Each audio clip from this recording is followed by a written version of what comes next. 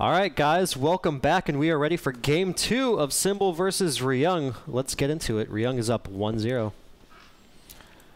All right, so we are over here on Cloud Kingdom, and this has been a new map in not only the GSL, Adopted as a ladder map, which is pretty cool. Ladder map, yeah. I've had, various discussions about this map, but no me gusta. No me gusta? Yeah, which means I don't like it. Por qué? Or I don't like it.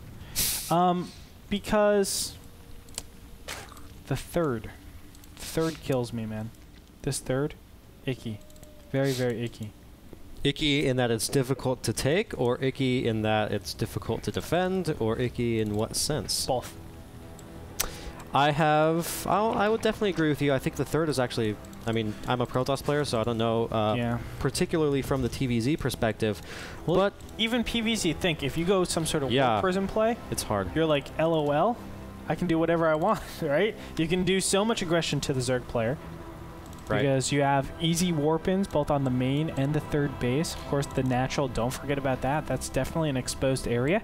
In terms of forcing the Zerg to be exactly where you want, it is the easiest map for that. It's kind of like, we've seen, what's maps? Antigua Shipyard. That's definitely a map that we've seen something like that. Antigua Shipyard is such a great map for, let's say, going Void Ray play.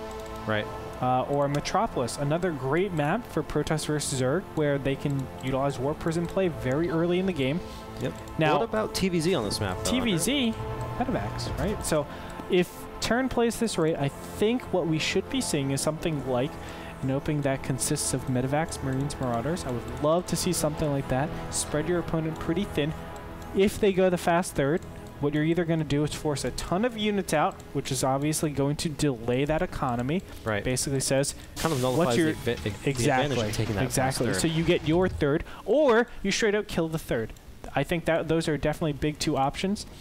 And off of that, you just start teching. Instead of going towards that expansion route, I think actually what would be better is go double factory production. You've invested so much into Marines and Marauders, so you already have that foundation, and then go towards that huge siege tank count and put pressure on the third and the natural, and you'll be in a really good spot. In my opinion, it's like how Metalopolis is played similarly. Yeah. You go for that mid control. This game, you go for that two-base aggression. Right. Now, unlike the first game in which we saw Ryung throw down a proxy barracks and be very, very aggressive, we are seeing a 1-Rax gasless expand. He's now throwing down 2 gases very, very quickly. So I think that could be indicative of him doing something like what you mentioned, getting a very, very high tank count, where normally you would be much more heavily into Marines and Marauders. Well, it's interesting. I mean, this is definitely a variation where you go for the fast reactor Hellions. This is definitely a different variation. And what you basically do is, go for your expansion. You're focusing more on your economy rather than going for your tech. But your tech still comes out at a good time where your opponent doesn't have the third. They're still building creep. You can still deny creep. And really, Hellions are still pretty relevant. It's not too late where it's like, oh, speed Zerglings are going to dominate my opponent's side of the map, things like that. Right. Now, we do see the factory coming up, so seems like you are correct, but let's look at Symbol's base very quickly. He does have 1 gas, but he's not mining anything right now. He just went up to 100 and in order to get Zergling speed.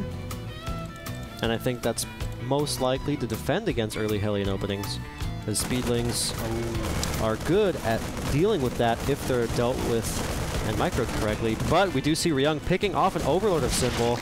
That's going to be a little bit of a setback for Symbol. It would be really cool if Ryung would send more Marines over here down to this 4th base, where we see another Overlord from Symbol coming up. I don't think he's going to be able to catch that. I don't think so.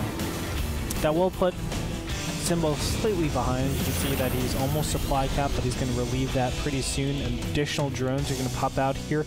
He's just going for mass drones, and I think, wow, we're going to have a very fast third for TVZ. Now, as I was saying, he is going for Reactor Hellions. That's going to be pretty advantageous. You can see he's actually setting up for a very bio-heavy type of army. He's getting a 2nd barracks. So I would expect some sort of continuation with Hellions, Marines, and Marauders. That's definitely a good variation.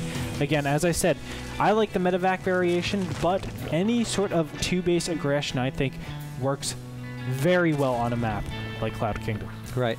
Now, here's one thing I like what Ryung just did. Rather than sending the Hellions down the ramp over here with the destructible rocks, he actually sent the Hellions around the other way because he knew he killed the Overlord and that Symbol wouldn't have vision along that pathway, but he probably thinks that Symbol does have an Overlord over here on this cliff, which is very, very standard for Zerg players, so he wanted to get a little kind of surprise factor in there. But that being said, Symbol did catch that with the Zergling on the watchtower, so Ryung is kind of backing off a little bit, waiting for more Hellions. Ooh. And right now it's going to be a little difficult for Symbol to defend this early third, and this is kind of really tough. The issue that you pointed out earlier. I want to mention that I don't agree with the 2 evolution chambers. What the evolution chambers say, just like last game, is I'm going to prepare for the later games. Now, I've already gone ahead and, well, me being Symbol, I've already gone ahead and taken a third.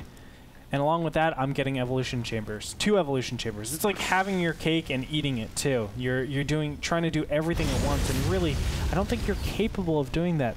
If pressure comes out, what you're left with is a dead third, and then kind of Zerglings that are misplaced. You know, they don't have their upgrades yet. They're really, really under-leveled. What is the word I want to say? I say it all the time too. Underdeveloped. There you go. They're underdeveloped, and that's what you really need, I think, to defend something like this. So rather than going and investing your minerals and gas into something that is so future-oriented, go with something like roaches. Make sure you can keep your expansion alive as best as possible, and then go from there. But I think going for speed Zerglings with double upgrades is not going to be a good way to hold this expansion. Right. That being said, it looks like Symbol is taking a lesson from last game. He is getting that Baneling nest, and you can see that a Roach Warren has just started. Now Ryung is getting his early third as well. But too late. Oh yeah, here comes a timing push from Ryung. He's getting up into the natural expansion, and I don't know if Symbol has enough to deal with this. He doesn't. He's gonna wait, but there's still what, almost a half minute or something like that. No, 45 seconds for those 2 upgrades to actually finish. Banelings are gonna be more on the top here, but the Marines and Marauders, they're already all the way over. The Hellions are the ones picking up the Banelings, and you can see here the Marauders are nicely tanking out those Zerglings. Look at this, all this investment completely wasted. The whole, 250 minerals, 250 gas, it's nothing, it's worthless. You could put that into something a lot more profitable, something like an earlier Baneling nest, more Banelings, things like that. Defend against this drop, or not even this drop, this pressure a lot faster, but already you see, oh my god. Here comes a huge drone barb. This is not going to be good. Oh yeah, oh yeah, oh yeah. Oh yeah, okay, the Hellions are gone now. Let's go ahead and look at that. 16 Sweet merciful mother of crap. That is a lot of drones. Yep, and actually, Ryung has pulled ahead. He's taken down the natural expansion. I mean, he's pulled ahead in the worker count. He's killed the natural expansion, and he's got a third orbital himself. He's going to be able to take his third very, very soon. He just has a humongous advantage right now. If you look at the army count, it's even in army. He's ahead in income. He's ahead in tech, too, because he didn't take down any of the evolution chambers, but he's got an armory coming down, he's got medevacs coming, he's got siege mode coming, he's working his 1-1's almost done, so Ryung is in great shape right now. It's important not to be complacent at this point, though. That's probably one of the biggest things when you're up against a Zerg and you know you're way ahead. Don't get complacent. Make the required units. You can see that the infestation pit is researching that pathogen glands. Infestors are definitely a way to get back to this. So I like where Symbol is actually going with this. Go for those infestors. Those are the most cost-efficient, or potentially the most cost-efficient units you could possibly get, because their damage is done by time. If you have more time, obviously you can output a lot more damage. So not bad, but these drops will be very troublesome. Speaking of complacency, Ryung is not one to be complacent. Symbol did spot out the first drop, but I don't think he noticed the second medevac, although he will in a moment once this Overlord spots it, but his units are very, very far out of position. And that's just kind of a feature of this map, in that his army is so far away from the natural expansion, there's not really much. One infestor is out, so he's going to be able to do nothing but drop a fungal. Yep, it will be able to, almost clean up. I would love him to actually focus on an evolution chamber. That would be probably the most advantageous thing he could do at this point, but still, you can see Symbol supply capped yet again, 4 Overlords in queue, where you have a 115 supplied Terran. And great SimCity. Look at that SimCity. It's beautiful. He has put down an Orbital Command Center in this bottom stage, but he is looking so strong. He has complete map control with these Naga towers. You can see his army composition is looking really great. And this is a great way to actually play this out. Now, I said I would prefer 2-base play. You know, this is probably the more standard play that we've seen on maps, on X map. It doesn't matter what map. You take your third and you just play that style that you're ahead. But I think at this point, Ryung, he was in a position after that first initial push where he could really do anything, and he's still in an advantage. You can see he's actually pushing on to this 4th to B, but I think that's going to be clamped down on pretty soon. Yep.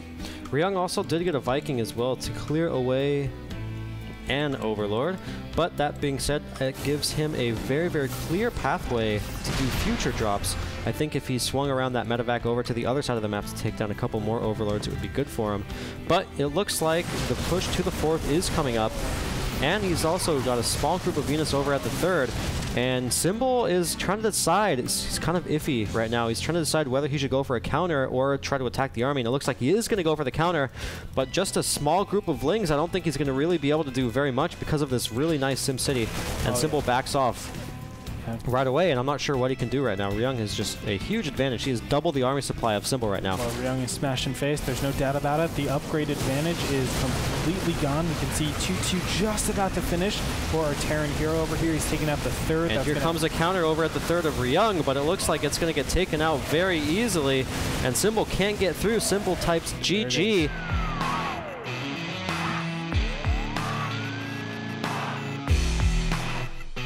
And Ryung takes a 2-0 lead in the series, so he is 2 games away from taking home that $400. Yeah, still a little bit a ways, but obviously we saw great play coming out from him.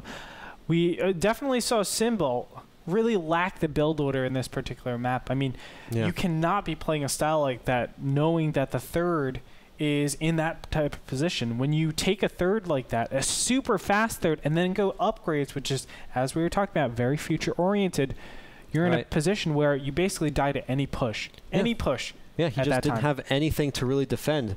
And Ryung could have abused him positionally by going for the 3rd and coming around to the natural, and Symbol wouldn't have had enough. There are so many options for the Terran. They can do a harass style, which what you were just talking about. They can do a push style, which is what we just saw. Right. There's a lot of different variations of those 2 styles as well. It could be, you know, even Banshee. It could be Hellions. It could be Blue Flame Hellion drops. It could be, you know, Marine Marauder drops. It could be just straight up Marines Marauders. There's so many different things. It could be Siege Tank. It could be Thor Hellion. It could be SCVs and Marines. It could be SCVs and Firebats. Couldn't be that. Couldn't be that. Anyway, ladies and gentlemen, Ryung is up 2-0. We're going to go to a short break. We'll be back with a continuation of the series. Don't go anywhere. We'll be here after the break.